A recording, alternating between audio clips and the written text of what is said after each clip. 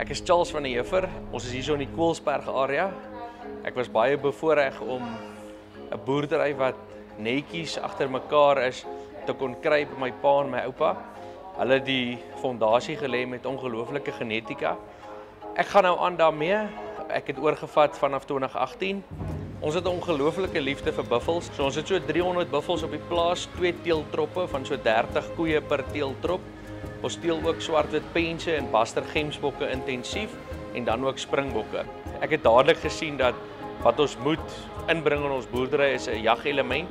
So ons het toe die Chago Boutique Lodge geskep. Dis waar ons jagters ontvang. Ons doen tussen 40 en 60 buitelandse jagters per jaar. Die Chago padstal waar ons nou vanoggend by staan is gebore uit ons jagbesigheid. Uiteraard van die buitelanders nie die vleis saam oor see nie.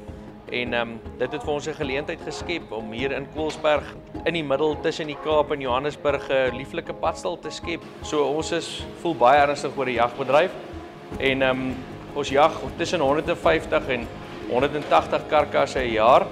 Ons ontvang hulle hierso in ons groot koelkamer hierso. So is ons droog area. So ons stoot hierdie trollies uit tot op die vloer, pak die produkte op, dan droog ons dit hier binne en ons verskaf ook ons winkel in Graafrenet vanaf hierdie fasiliteit. Koning van roosterkoeke. Stompie, hoeveel roosterkoeke maak jy in Desember op 'n dag? 'n dag, 210. 210 roosterkoeke in Desember per dag maak Stompie. Ons het 'n absolute obsessie met kwaliteit en ons het 'n absolute obsessie met goeie diens. En vir hierdie waarborg gee ons vir enige kliënt wat by enige Chago besigheid stop 'n 100% refund as jy met die geringste iets ontevrede is. Dit is ons belofte aan jou by Chago. 100% kwaliteit, 100% diens te alle tye.